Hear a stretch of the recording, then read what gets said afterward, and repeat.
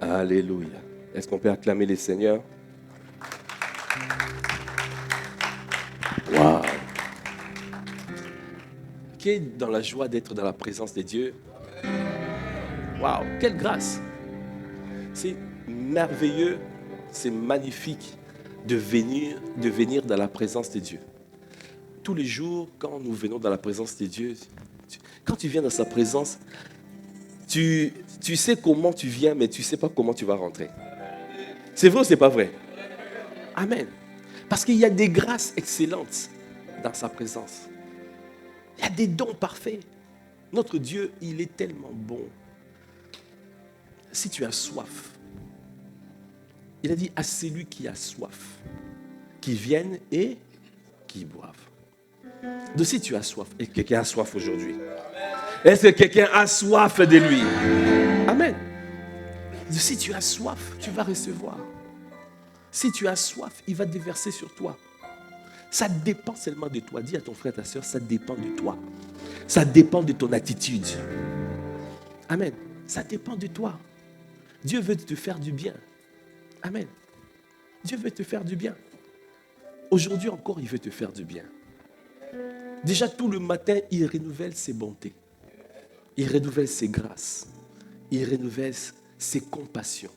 Il renouvelle sa miséricorde. Il renouvelle sa fidélité. Il renouvelle. Waouh! Notre Dieu, il est bienveillant. Amen.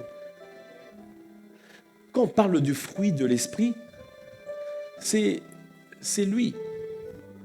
Dieu est amour. Et l'amour est un fruit et avec plusieurs tranches. Dans une tranche, c'est la douceur. Donc si tu manifestes la douceur, ça veut dire que tu es en train de manifester le fruit de l'esprit. Donc ça veut dire que tu es en train de manifester l'image de Christ. Parce qu'il a dit, faisons l'homme à notre image selon notre ressemblance. Ça veut dire que la priorité pour Dieu, c'est que toi et moi, que nous soyons faits à son image. Que nous soyons taillés à son image. Dieu veut faire de toi quelqu'un qui marche dans l'amour. Marcher dans l'amour, c'est marcher dans la paix, marcher dans la joie. Quelles que soient les mauvaises nouvelles qui peuvent arriver, toi tu es toujours dans la joie. Ah, je te vois toujours joyeux. Il a dit, soyez joyeux. En tout temps, il faut rester joyeux. Soyez continuellement joyeux. Amen. Il a dit que votre douceur soit connue de tous. Amen. Donc quand on te voit, tu n'as pas des paroles dures. Il ne faut pas être comme quelqu'un là, dès que il démarre au quart de tour. Non. Dis à ton frère, calmos, calmos. En lingala, on dit melamai. Bois un peu de l'eau. Calme-toi. Calme-toi. Amen. Amen. Certains disent, mais il n'y a pas de feu. Oh. Calme-toi. Amen. Que votre douceur soit connue de tous. Bon, on va lire ça dans Philippiens 4. Allons dans Philippiens 4. Voilà ce que Dieu veut de toi. Philippiens 4, à partir de verset 4, on peut le dire. Philippiens 4, 4. Réjouissez-vous toujours dans le Seigneur. Je le répète, réjouissez-vous. Amen. Dieu veut que nous soyons toujours joyeux. Amen. Donc s'il y a une tristesse qui arrive, donc tu dois tout faire de manière à chasser cette tristesse. Amen. S'il y a une pensée de tristesse qui atterrit, tu dois dire non, tu dois décoller parce que cette piste d'atterrissage-là, c'est pour la gloire de Dieu. Oh. La piste d'atterrissage, tu dois faire un sanctuaire pour que Dieu atterrisse. Amen. Donc tu ne dois pas laisser la tristesse venir atterrir. Tu ne dois pas laisser la colère venir atterrir. Non, tu ne dois pas laisser les soucis atterrir. Non. Non. Tu vois ce chant? Père, prépare-moi à être un sanctuaire, pur et saint, juste et droit. Ah, avec gratitude, Père, je veux être un saint sanctuaire pour toi. Vous voyez? C'est ça. Tous les jours, tu dois demander à Dieu, Seigneur, prépare-moi à être un saint sanctuaire. Je vais être une piste d'atterrissage à ta gloire. Je veux qu'il y ait toujours la paix qui surpasse toute intelligence atterrisse dans ma vie. C'est pour ça qu'il a dit que la joie, réjouissez-vous toujours dans le Seigneur, je le répète, réjouissez-vous. Verset 5. Que votre douceur soit connue de tous. Ah, est-ce que tu peux acclamer les... Amen.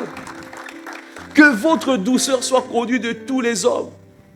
Le Seigneur est proche. Amen. Dieu est proche. N'aie pas des paroles dures. Amen. N'aie pas des paroles dures.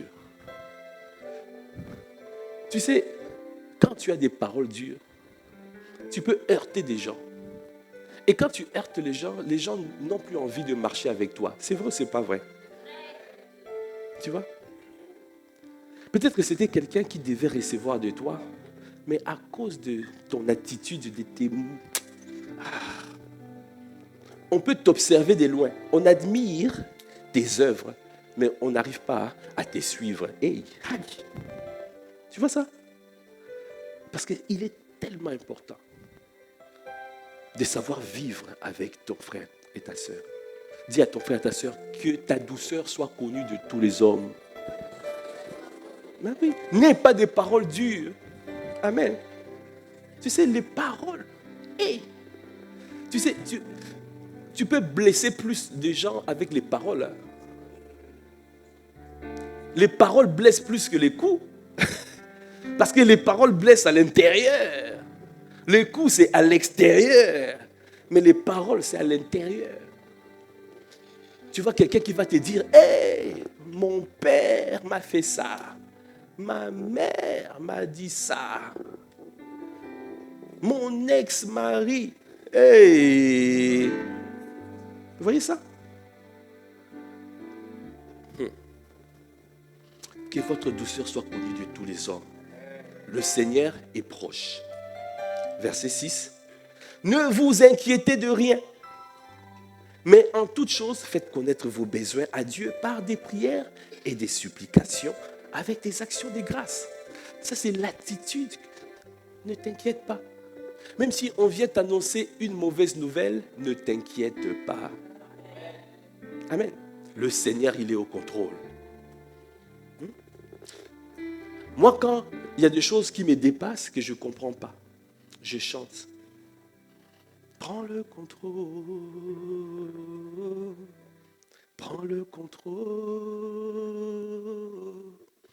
Prends le contrôle.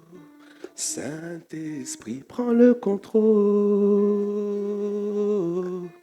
Prends le contrôle.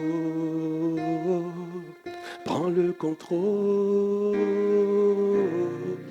Prends le contrôle. Quand les choses me dépassent, je dis Saint-Esprit. Prends le contrôle, prends le contrôle. Oh, prends le contrôle. Je ne comprends pas, mais je ne sais que dire. Prends le contrôle. Je ne comprends pas ce qui se passe, mais je te dis, prends le contrôle. Je ne comprends pas ce que tu veux faire, mais je sais que tu as le contrôle. Alors je te laisse le contrôle de ma vie. Prends le contrôle. Oh, prends. Oh, prends le contrôle. Prends le contrôle. Amen. Est-ce que tu peux acclamer les Seigneurs? Oui. Ça t'accalme. Tu vas être calmé direct. Le Saint-Esprit va prendre le contrôle. Amen. Mais toi, pour te calmer, tu vas chercher les cachets, les médicaments. Oh non. Ça ne marche pas. Dis à ton frère, à ta soeur, ça ne marche pas. Hein? Dieu veut te donner. Il a dit, ne vous inquiétez de rien, mais en toute chose, faites connaître vos besoins à Dieu. Parle à ton Dieu. Parle-lui. Amen. Par de prières, par de supplications. Ça veut dire implore-le. Implore. Amen. Et avec des actions de grâce. Rends grâce. Rends grâce. Amen. Même si ce n'est pas quelque chose que tu comprends, tu rends grâce. Même si quelque chose qui est venu par la parole de Dieu dit, rendons grâce en toutes circonstances. Même s'il y a un décès qui arrive dans la famille, tu rends grâce. Amen. Quand tu agis comme ça, il y a une maturité spirituelle qui est en train de sortir. Ah, est-ce que tu peux acclamer le Seigneur? Dieu est en train de te dire, il y a mon fils qui commence à devenir mature. Quels que soient les assauts de l'ennemi, les coups de l'ennemi, il est fort. Alors, je vais lui donner, verset 7, et la paix de Dieu qui surpasse toute intelligence gardera vos cœurs et vos pensées en Jésus-Christ. Est-ce que tu peux acclamer véritablement le Seigneur? Reçois cette paix de Dieu. Reçois la paix de Dieu qui surpasse toute intelligence. Reçois cette paix. Parce que Dieu est bâti à partir de la paix. Donc tant que tu es là, tu es en train de t'exciter dans tous les sens là, Dieu ne bâtit pas. Dieu veut bâtir, mais à partir de la paix. Amen. Parce qu'il a dit, gardera vos cœurs. Parce qu'il a dit, garde ton cœur plus que toute autre chose. Car de lui viennent les sources de la vie. Donc ça veut dire qu'il faut que la paix qui surpasse toute intelligence garde nos cœurs. Pour qu'on ne laisse pas l'offense rentrer. Non. Parce que ça va te détruire. Ça va te dévier. Ça va te faire prendre un itinéraire qui n'est pas l'itinéraire de Dieu. Donc c'est pour cela que tu as besoin de la paix. Et Dieu t'a donné le protocole pour avoir la paix. Pour qu'il fasse son œuvre dans ta vie. Parce qu'il a dit, garde ton cœur plus que toute autre chose, car de lui viennent les sources de la vie. Ça veut dire tout ce que qui peuvent sortir de toi, ça vient du cœur. Est-ce que quelqu'un comprend ce que je suis en train de dire? Amen. Et la suite, pour terminer ce protocole, au reste, frère, que tout ce qui est vrai, tout ce qui est honorable, là, il est en train de te dire maintenant, sois intentionnel. C'est-à-dire, tu décides que tout ce qui est vrai, tout ce qui est honorable, tout ce qui est juste, tout ce qui est pur, tout ce qui est aimable, tout ce qui mérite l'approbation, ce qui est vertueux et digne de louange, soit l'objet de vos pensées. Donc, ça veut dire que tu décides de ne pas mettre dans tes pensées autre chose. Verset 9. Ce que vous avez appris, reçu et entendu de moi, et ce que vous avez vu en moi, pratiquez-le. Et le Dieu de paix sera avec vous. Est-ce que tu peux acclamer le Seigneur? Est-ce que tu peux acclamer véritablement le Seigneur? Est-ce que tu peux pousser des cris de joie? Le protocole des hommes et des femmes matures. Amen. Tu ne resteras pas bébé. Depuis 1950, bébé, couche, culotte, pampers. C'est fini. Dis à ton frère, c'est fini. Amen. Amen. Amen. Gloire à Dieu. Est-ce que tu peux acclamer le Seigneur? Amen. Alors, nous avons vu la dernière fois, on a vu que il faut tout faire pour devenir un disciple accompli de Christ. Amen. Devenir un disciple accompli de Christ. Accompli, on a dit accompli, c'est cathartizo. Amen. Ça veut dire que c'est quelqu'un qui est raccommodé, qui est renforcé, qui est équipé, qui est métamorphosé, transformé. Amen. Parce que Dieu veut te réparer. S'il y avait des offenses, il faut que tu sois réparé. Cathartizo dit réparer ce qui est abîmé. Il y avait des blessures. Alors, il faut travailler de manière à enlever les blessures intérieures, à guérir de ces blessures. Parce que Dieu veut que tu puisses parvenir à la maturité spirituelle. Dieu veut que tu puisses avancer parce que la finalité, ce n'est pas la nouvelle naissance. La finalité, c'est briller dans le monde. La finalité, c'est que tu dois briller pour que le plus grand nombre puisse connaître le Seigneur. Amen. Il a dit que nous sommes la lumière du monde, que notre lumière luise dans le monde. Amen. Devant les hommes. Dieu veut que nous puissions luire. Ah, je te vois briller. Je te vois briller. Alors, c'est pour cela qu'il y a un protocole pour pouvoir y arriver. Dieu travaille nos vies. Il faut que tu sois un disciple cathartizo, accompli. La parole de Dieu dit dans Luc 6, verset 40. Nous avons lu ça la dernière fois. Luc 6, verset 40. Le disciple n'est pas plus que le maître, mais tout disciple accompli sera comme son maître. Dieu veut que nous soyons à son image, à l'image de Christ. Il a dit que Christ est l'image de Dieu. Donc ça veut dire que nous devons suivre qui? Christ. Donc on doit suivre. Pour être comme Christ, Dieu nous demande d'être un disciple accompli. Ça veut dire cathartizo. Ça veut dire que tu acceptes la réprimande. Tu acceptes de suivre. Dieu va te mettre dans le disciple-là pour que tu sois challengé, sûr, oui, certes, mais c'est pour que tu sois transformé. La Bible déclare, l'homme s'affine au contact de son prochain comme le fer aiguise le fer. Quand tu sers, quand tu es en train de servir, tu vas confronter, tu vas voir, tu vas travailler avec des frères et sœurs. Et quand tu travailles avec les frères et sœurs, on est en train de s'aiguiser mutuellement. Amen. Il y a des choses qui étaient peut-être enfouies, ça va ressortir. Mais c'est une bonne chose. Amen. S'il y a une colère qui ressort, c'est une bonne chose. C'est pour traiter ça. S'il y a une jalousie qui ressort, c'est une bonne chose. Parce que Dieu veut que, l'ennemi veut que ça soit enfoui. Et que le jour où, ça sera le jour où tu vas briller, que tu puisses échouer.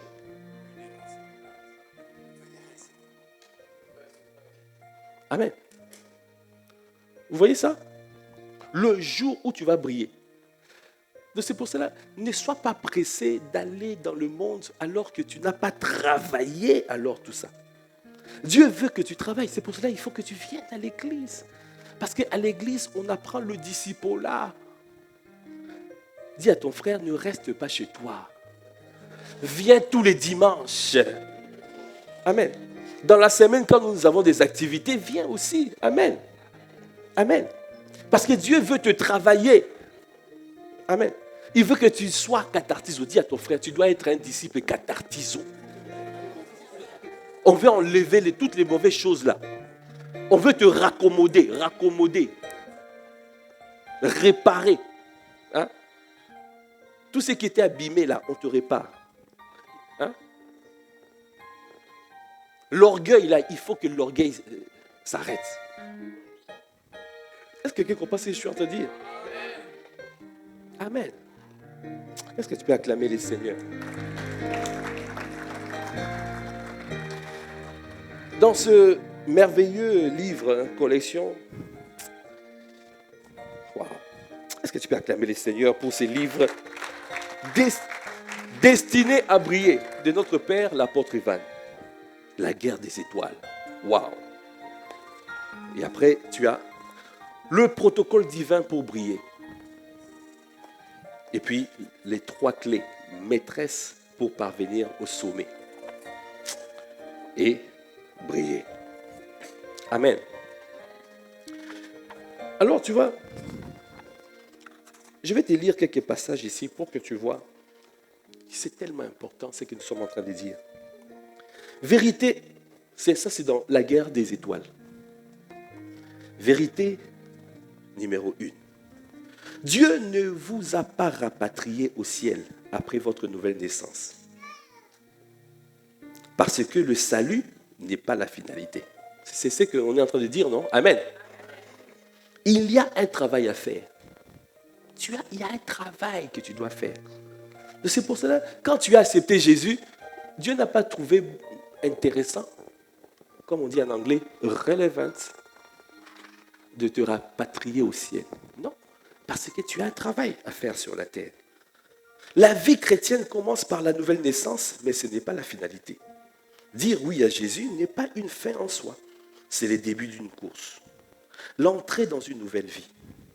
En effet, vous conviendrez avec moi pour dire qu'un enfant qui vient au monde ne représente pas une finalité, mais un commencement. À partir de là, 4 priorités sont associées à sa vie. La première priorité, c'est quoi? Grandir. Dis à ton frère, à ta sœur, tu as besoin de grandir. Amen. Comment on grandit? À travers l'alimentation de la parole. C'est pour ça qu'il faut méditer la parole. Il faut lire ta Bible. Dis à ton frère, lis ta Bible. Lis ta Bible. Oh. Dis-lui, lis ta Bible. Il y en a qui aiment bien acheter des livres, des Bibles là, bien rangées. Ils ont toutes les collections. Thompson. Qui me dit, hey, lis ta Bible. Parce que c'est ça qui te permet de grandir. Amen. Se développer physiquement. Un enfant doit grandir par l'alimentation. Là, on fait l'analogie, enfant et enfant spirituel. Quand tu es né de nouveau. Se développer physiquement à travers l'exercice physique. Ben oui. L'analogie, c'est quoi? Donc, c'est prier. Amen. Il faut prier. Dis à ton frère, tu dois prier. Tu dois prier. Toujours prier. Prier. Je dois. Toujours. Oh, prier. Jusqu'à ce que tu m'exauces. Vous voyez? Les choses qu'on te demande de faire, quand on te met dans le service, c'est pour faire ces choses-là. Partager la parole. Prier. Porter la charge. C'est pour t'encourager. Parce que ce sont les choses essentielles pour ta maturité spirituelle. Troisième priorité, c'est mûrir. Mûrir. Dis à ton frère, tu dois mûrir. Mûrir, c'est quoi? C'est la maturité se mesure notamment à sa manière de raisonner et de se comporter. Quand quelqu'un t'a offensé, comment tu fais? C'est comme ça qu'on va voir la maturité. Quelqu'un t'a mal parlé, comment tu réagis? Tu réagis comment? Quelqu'un t'a piétiné.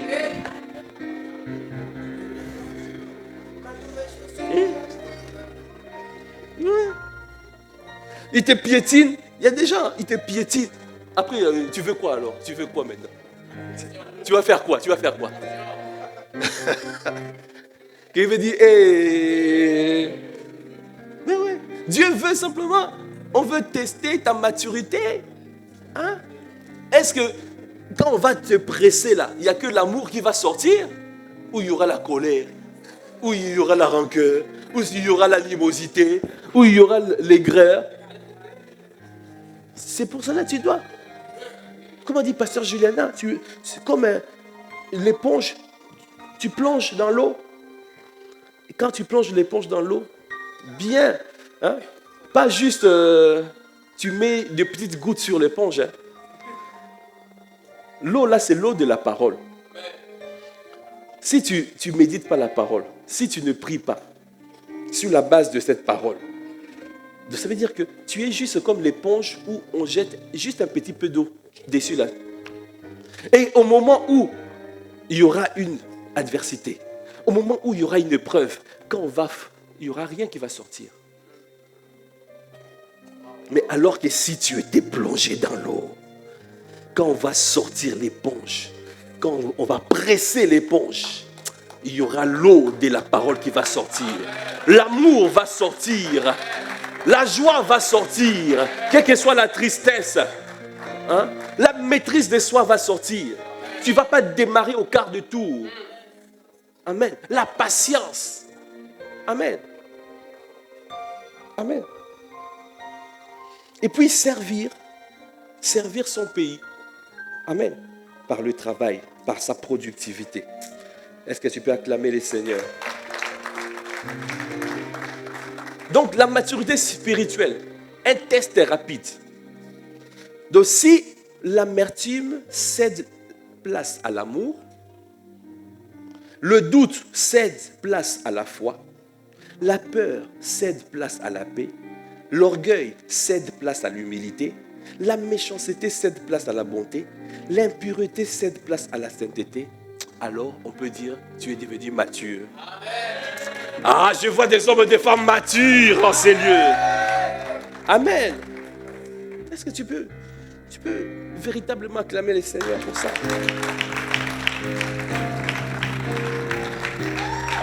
Alors bien-aimé, le Seigneur m'a dit, oui, c'est bien tout ça. On dit cathartizo, amen. Un disciple cathartizo. Je pense qu'on va faire des t-shirts, c'est ça? Ça sera notre marque ici à ICC Massy. Ça peut être bien, mais même pour le camp des stars, là, on peut faire des t-shirts. Disciple cathartizo. Oh. Amen. Gestion de projet, intégrer ça. Oh. Donc, mais pour que ça ne soit pas des slogans, ça veut dire qu'il faut rentrer en profondeur. Il faut apprendre comment faire, comment y arriver, comment. Mais pour y arriver, alors, le Seigneur m'a dit, il faut que déjà, qu'il se pose des bonnes questions. Tu dois te poser, dis à ton frère, ta soeur, tu dois te poser des bonnes questions. Parce qu'en posant, quand tu te poses des bonnes questions, donc tu laisses, tu médites, tu vas commencer vraiment à rentrer en profondeur et à connaître comment Dieu veut que tu puisses avancer et fonctionner. Amen. Parce que sinon, on sera toujours comme ça. On dit oui, cathartizo. Et puis demain, la tristesse arrive, tu commences à pleurer. Mais pourquoi tu pleures? Ah, je pleure seulement. Hey. Et toi aussi, tu n'as pas de paroles à lui dire. Tu lui dis simplement, Yako. Hey. Donne-lui les paroles de Dieu. Yako ne va pas l'aider. Est-ce que Yako aide? Ça n'aide pas. Je vois une génération des hommes et des femmes consistants dans la parole, qui ont compris la pensée de Dieu, le plan global de Dieu. Dieu veut que nous puissions comprendre le plan global, son plan global. Alors c'est pour cela, le titre du message d'aujourd'hui, les 6 questions les plus importantes de l'existence. Les 6 questions les plus importantes de l'existence. Quelqu'un peut dire, il y a 6 questions les plus importantes de l'existence. Tu dois te poser ces questions. Donc aujourd'hui, c'est vraiment l'introduction, parce que nous rentrons dans ce nouveau thème. Parce qu'on dit beaucoup de choses, mais on doit travailler en profondeur. Amen. Qui veut travailler en profondeur? Amen. Parce qu'on veut être accompli, des disciples accomplis, cathartizo, des hommes et des femmes solides. Quand on te voit, on doit dire, mais lui là, il sort de ICC Massy Palaiso. Voilà. Amen. C'est un solide, accompli. Amen. Est-ce que tu peux acclamer les Seigneurs? Alors, la parole de Dieu dit dans Philippiens 3, verset 1. Au reste, mes frères, réjouissez-vous dans le Seigneur. Je ne m'élasse point de vous écrire les mêmes choses, et pour vous, cela est salutaire. Ouais. Il y a 6 questions importantes à savoir. Tu seras toujours confronté à ces 6 questions. Amen. Satan fera tout pour que tu ne puisses pas avoir de bonnes réponses à ces questions.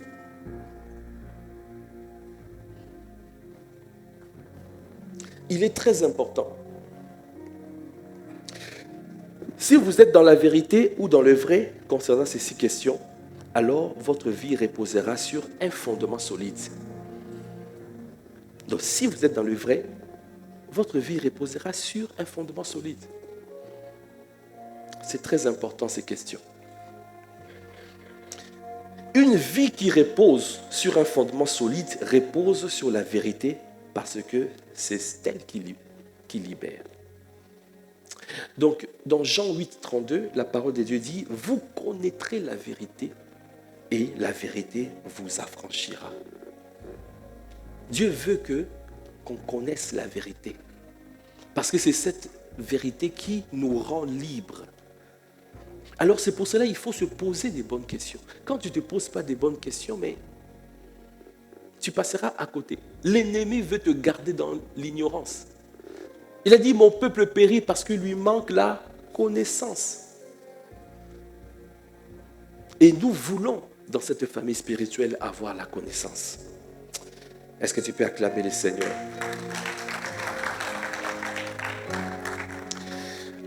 Amen, amen. Alors, la première question que tu dois te poser, c'est toujours, qui es-tu? C'est ça là. Le début, c'est ça. Parce qu'on a dit, Dieu a dit dans sa parole, il a dit dans Genèse 1, 26, faisons l'homme à notre image et selon notre ressemblance. Amen. Faisons l'homme à notre image, selon notre ressemblance, et qu'il domine sur les poissons de la mer et les oiseaux du ciel, sur les bétails, sur toute la terre, et sur tous les reptiles qui rampent sur la terre. Amen.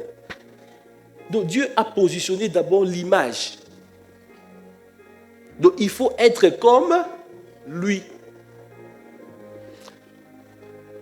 Dis à ton frère, à ta soeur, tu dois d'abord être comme lui. Donc c'est pour cela que tu dois savoir qui es-tu. Tu es sorti de lui. Tu es sorti, tu es fait à l'image de Christ. Amen. Donc tu dois apprendre à te poser cette question, qui es-tu? C'est la question de l'identité. Amen. Quelle est ton identité? Qui es-tu? Amen. Ça, c'est la première question que nous allons explorer. Je ne sais pas combien de semaines ça va nous prendre, mais en sortant de cette série d'enseignements, en sortant de ce thème, que le Seigneur nous fasse grâce, que nous puissions connaître notre identité. Parce que si tu ne connais pas ton identité, l'ennemi va te mentir. Si tu ne connais pas qui tu es, l'ennemi va te mentir. Il va blaguer avec toi. Dis à ton frère, à ta soeur, l'ennemi ne va pas te blaguer.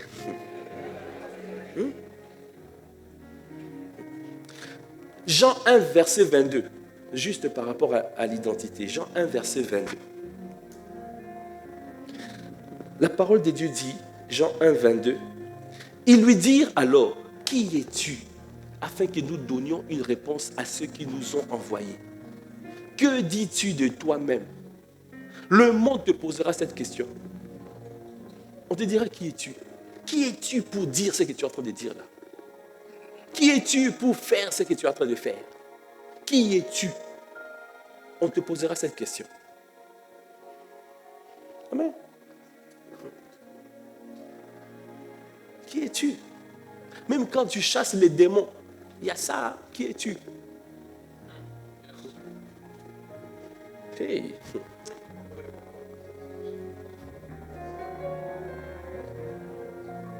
Qui es-tu? Il est important de se poser ces bonnes questions. Dans Jean 8, verset 25, la parole de Dieu dit, « Qui es-tu » lui dirent-ils. Jésus répondit. Jean 8, verset 25. Jean 8, 25.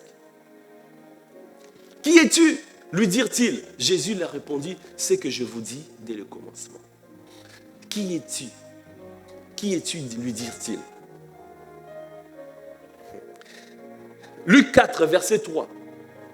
On va rentrer en profondeur dans l'identité. On va lire Luc 4. Là, on est en train simplement de poser un décor. Luc 4, verset 3. Le diable lui dit, si tu es fils de Dieu, ordonne à cette pierre qu'elle devienne du pain. Vous voyez déjà? Si tu es. Donc ça veut dire que si Jésus ne connaissait pas son identité, Jésus peut douter, est-ce que je suis fils de Dieu? Parce qu'il a dit ainsi. Il y a des fois, il y a des circonstances, tu commences toi-même à te dire, est-ce que vraiment je suis qualifié? Quelqu'un me dit, hey, si tu es, regarde la question, si tu es fils de Dieu, ordonne à cette pierre qu'elle devienne du pain. Donc ça veut dire qu'il a douté de l'identité de Jésus. Amen. Vous voyez ça? Et combien de fois tu as douté toi-même? Tu es devant, Dieu a dit quelque chose, c'est que tu es, mais qui tu es, mais toi-même tu commences à douter. Il faut que ce fondement soit solide dans ta vie.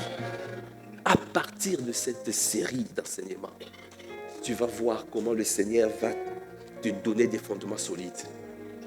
Parce que tu vas apprendre qui tu es. Est-ce que tu peux acclamer le Seigneur?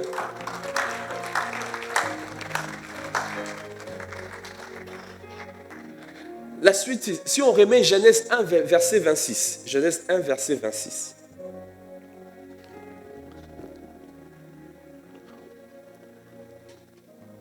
Il a dit, faisons l'homme à notre image, selon notre ressemblance. Dieu veut que nous soyons comme lui et que nous faisons comme lui. Amen. Tu dois être comme lui pour faire comme lui. C'est pour cela que nous disons, il faut être avant de faire. Et il faut faire avant d'avoir. Mais dans le monde, on veut avoir. Alors, on n'a même pas fait. Et puis, on n'est même pas. Il faut suivre le protocole. Il faut suivre le chemin. Quand tu connais ton identité, il y a aussi la notion de la fonction. Le but. Pour quel but? Amen. Quel est le but de ta vie? Pourquoi tu as été, pourquoi tu es sur la terre? Quelle est la mission que Dieu veut te donner? Il y a la mission et puis il y a la vision derrière. Mais c'est d'abord l'identité, la mission et puis la vision. Ce sont des questions que tu dois te poser. Donc, deuxième question, c'est pourquoi es-tu venu? Ou pourquoi existes-tu?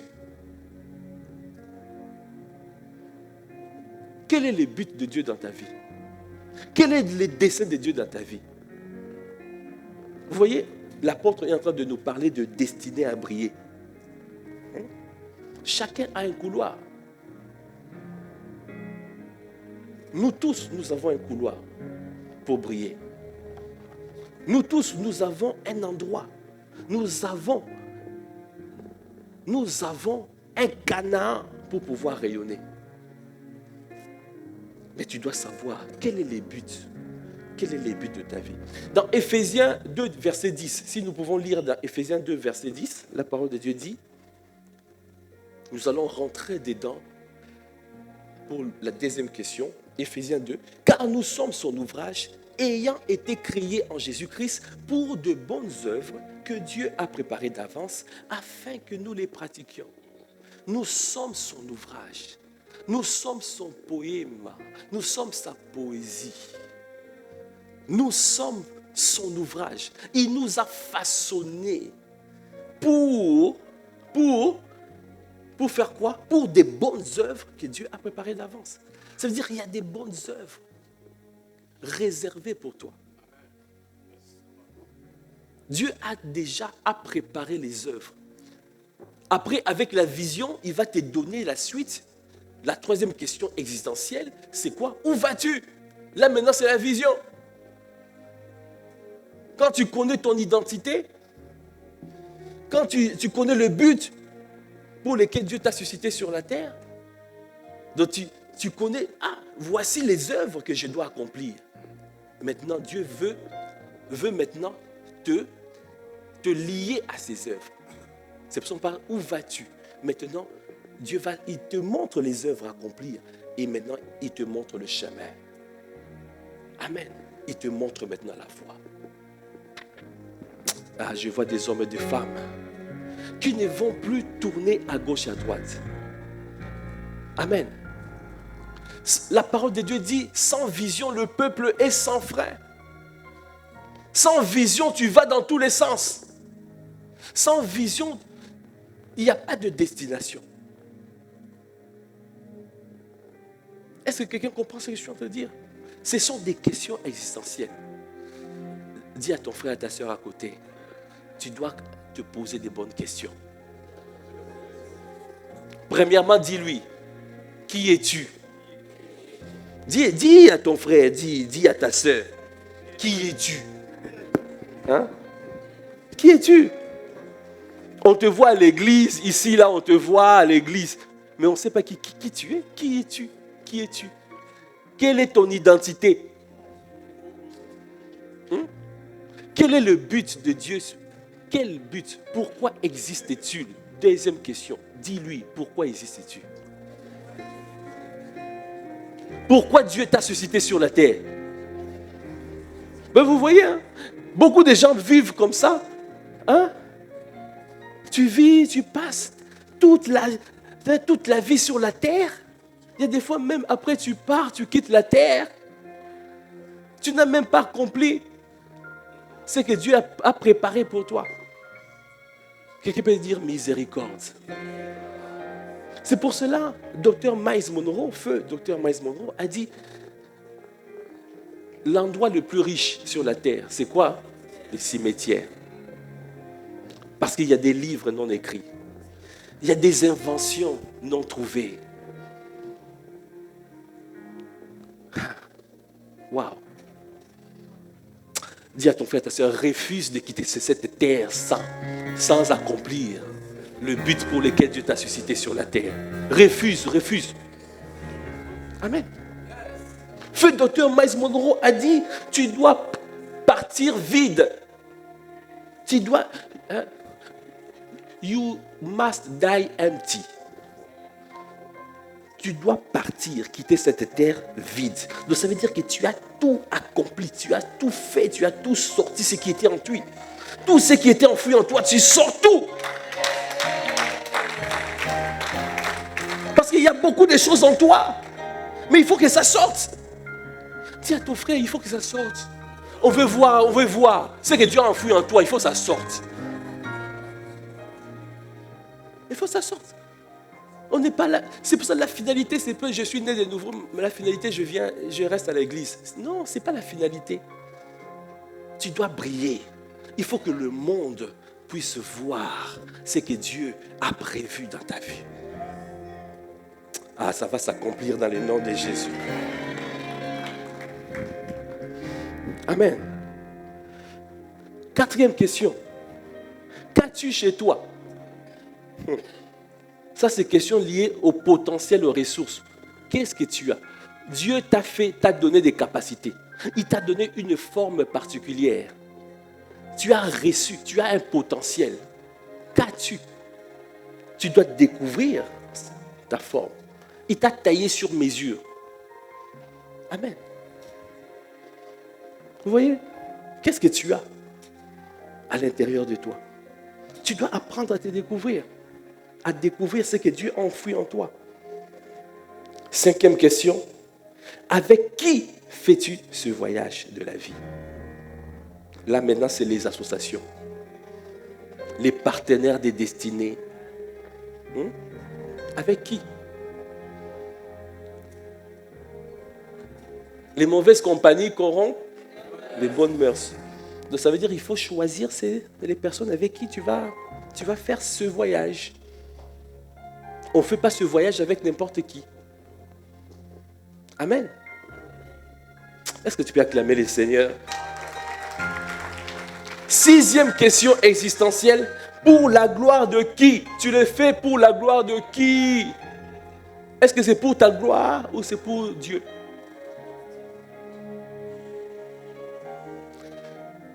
Vous voyez, ces 6 questions existentielles sont capitales.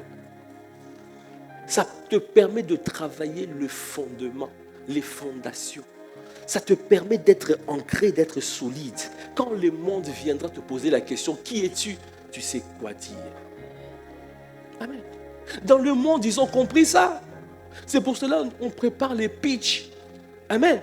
Tu veux créer une entreprise. On va te poser ces questions, non? Qui es-tu? Pourquoi? Quelle est l'identité de ton entreprise? Pourquoi tu veux faire ça? Qu'est-ce que tu veux? Où est-ce que tu veux aller? Dans le monde, ils ont compris. Mais toi aussi, tu dois comprendre. Parce que Dieu nous a créés. Il a dit, nous sommes sa poésie. Nous sommes son poème. Nous sommes son ouvrage. Hey! Tu es un être exceptionnel. Tu es unique à ton genre. Tout ce qui est, tu es unique. Unique. Dans le monde, on dit quoi? Tout ce qui est rare est cher. Donc ça veut dire tu es cher. Dis à ton frère, tu es cher. Tu es cher. Tu as de la valeur inestimable. Amen. Amen.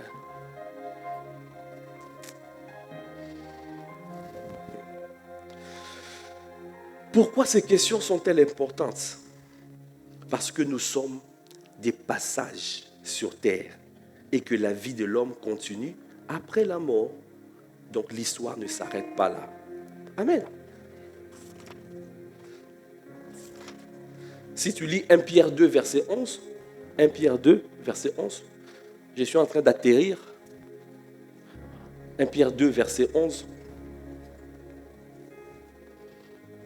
Bien-aimés, je vous exhorte comme étrangers et voyageurs sur la terre, à vous abstenir des convoitises charnelles qui font la guerre à l'âme. Donc si tu ne comprends pas que tu es passager sur la terre, mais tu vas suivre les convoitises, les trucs. Satan t'occupe pour que, en réalité, tu vois, il te blague. Il t'occupe simplement pour que tu n'accomplisses pas le but pour lequel Dieu t'a suscité sur la terre. Tu passes à côté. Tu vois. Je vous ai raconté déjà l'histoire de Blaise, non? Non? Vous ne connaissez pas? Qui connaît l'histoire de Blaise? Ah. Un Blaise. Ah, Eras est en train de rigoler, il connaît l'histoire de Blaise. Blaise, c'était un petit de notre quartier. Amen. Oh. Amen. Blaise, c'était un petit. Il avait, je pense, 2 ou 3 ans. Tout le monde l'aimait dans le quartier. Amen, Blaise. Et un jour, sa maman, notre grande sœur de quartier, lui a mis un collier d'or, comme ça là. Magnifique collier. Mais comme Blaise est avec nous, il n'y a pas de souci, il n'y a pas de danger. On dit, oh Blaise, waouh, qu'est-ce que tu es beau avec ton collier. Waouh, Blaise. Et puis à un moment, Blaise a disparu. Nous avons cherché Blaise partout. Blaise, où est Blaise? Dans tous les quartiers, Blaise. Et puis, 1 heure après, on voit Blaise revenir avec des chocolats et sans collier. Blaise a troqué le bijou tellement cher, de valeur.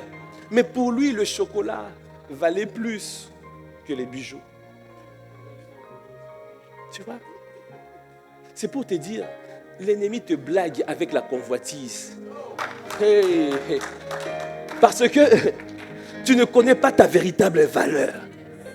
C'est pour cela, voilà, quand il y a des choses comme ça, tu tombes facilement ou tu fais des choses parce que tu ne connais pas ta valeur. Si tu connaissais ta valeur, tu n'allais même pas toucher à ça.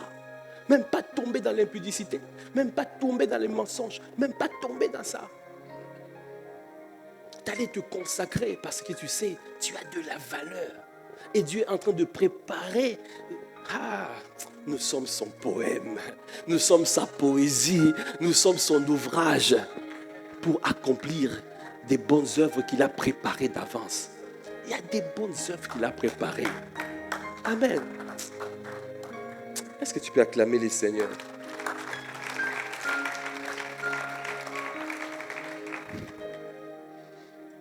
Répondre à ces 6 questions vous aidera à déterminer ce qui est essentiel, c'est-à-dire le sens réel de votre vie. Vos réponses à ces 6 questions révèlent votre niveau de maturité dans la vie. Vos réponses à ces 6 questions révèlent votre niveau de connaissance des dieux. Chaque mauvaise réponse à une seule de ces 6 questions, laissera à Satan un avantage, une emprise sur vous. Répondre correctement à ces 6 questions indique que vous avez bien compris le sens de la vie, que vous irez très loin dans la vie et que vous serez une personne inarrêtable. Regret ou réjouissance à l'aube de ton départ de la terre. Le jour où vous allez partir, il y aura des regrets. Parce que comme on a dit, dans le cimetière, il y a des livres non écrits. Et pour terminer, et enfin, ces questions et réponses sont nécessaires parce que la vie vous les posera d'une manière ou d'une autre. Si tu peux acclamer les Seigneurs.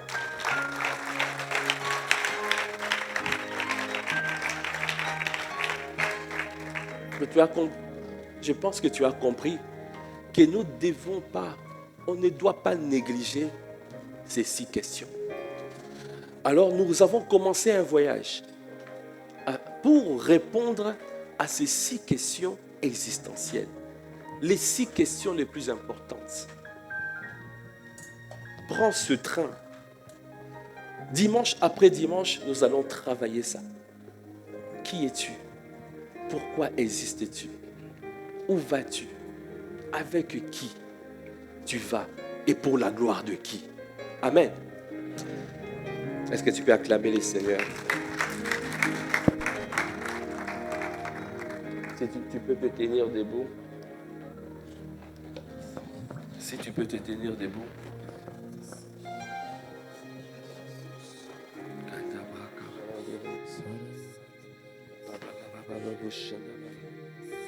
Alors que tu as entendu cette parole,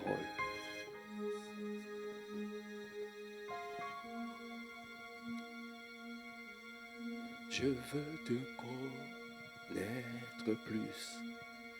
Je veux te connaître. Je m'abandonne. Je m'abandonne. Je veux te connaître plus. Je veux te connaître.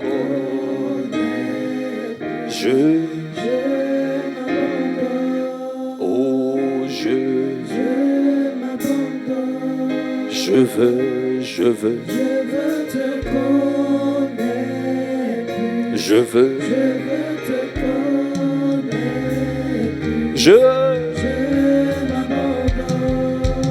Je m'abandonne. Je veux te connaître plus. Je veux te connaître. Oh. Alors que j'ai entendu cette parole, je viens te dire, je m'abandonne. Kabra kabaya debocha. Parce que je décide de te connaître plus. Je décide de te connaître en profondeur. Je t'en supplie, accorde-moi la grâce de te connaître. Accorde-moi la grâce, Seigneur, de te connaître. De connaître Christ. De connaître la puissance de ta résurrection. De connaître les souffrances de Christ. De te connaître en profondeur. Je veux connaître ma véritable identité. Je veux connaître pourquoi je suis venu sur la terre. Je veux connaître où je vais, où est-ce que tu m'amènes. Quelle est ma vision? Quelle est ma vision? Avec qui? Avec quelle personne? Avec quel disciple?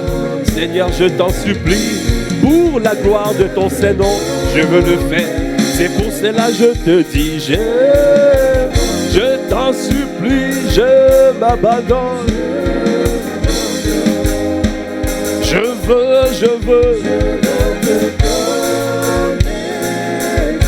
veux. Ah, je ne veux pas passer à côté de ce que tu as réservé pour moi. Tu as dit mon peuple périt parce qu'il lui manque la connaissance. Seigneur, je t'en supplie, je veux te connaître plus. Oh, je veux. Oh oui, je t'en supplie, je m'abandonne. Fais de moi, Seigneur, ce que tu as prévu. Toi qui as dit, je suis ton poème, je suis ta poésie, je suis ton ouvrage. Tu m'as façonné pour accomplir des bonnes œuvres que tu as préparées d'avance. Je veux te connaître. Accorde-moi la grâce, Seigneur au Père, de te connaître dans ton intimité. Tu m'as créé à ton image et selon ta ressemblance. Seigneur, c'est pour un but, car tu veux que je puisse être mature, fécondé, manifeste le fruit de l'esprit, que le fruit de l'esprit soit visible, que je puisse remplir, que je puisse me multiplier, avoir des disciples. Tu veux faire de nous des pêcheurs d'hommes, tu veux faire de nous des faiseurs des disciples, tu veux que nous puissions remplir toute la terre, et tu veux que nous puissions assujettir, soumettre les entités spirituelles de ce territoire, les soumettre.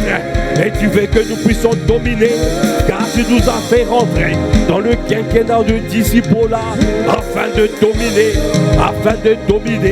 afin qu'il y ait des hommes et des femmes qui soient attirés à toi. C'est pour cela que je te dis, je veux.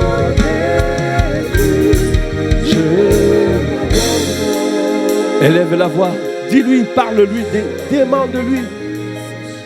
Dis-lui, je veux me consacrer. Je me consacre. Je veux te prendre au sérieux.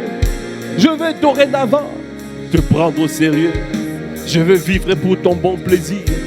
Seigneur, change-moi, transforme-moi, consacre-moi. Élève la voix, consacre-moi. Seigneur, je veux te vivre. Je vais vivre tes projets de peine ou de malheur dans ma vie. Je vais accomplir le but pour lequel tu m'as suscité. J'en ai marre de tourner en rond. J'en ai marre de tourner en rond. J'en ai marre de tourner en rond. Seigneur, j'en ai marre de tourner dans le désert. Seigneur, tu m'as placé. Je suis dans le désert pour être élevé. Je ne suis pas dans le désert pour être enterré.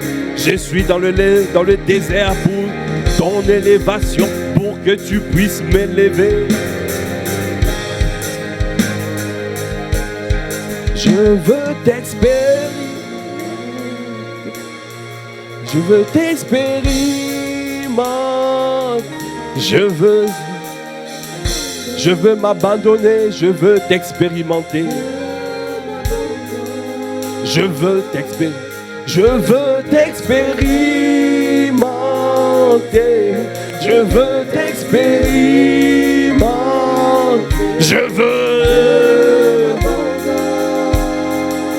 Je veux dans tous les domaines de ma vie, dans ma vie de consécration, je veux te voir.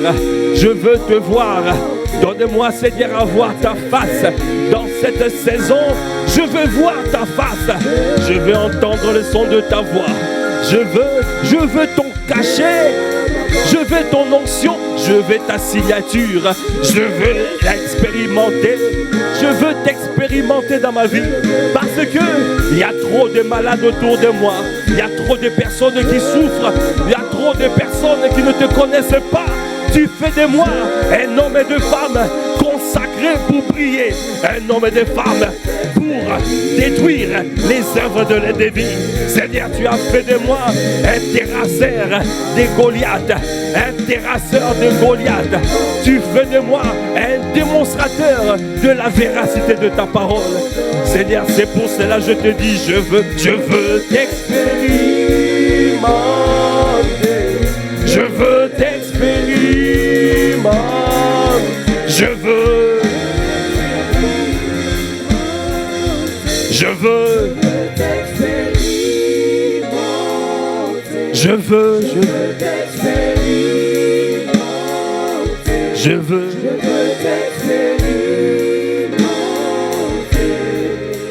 veux m'abandonner. Est-ce que tu peux acclamer le Seigneur? Est-ce que tu peux pousser des cris de joie?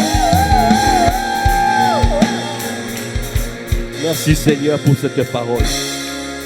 Cette parole que tu as relâchée avec force.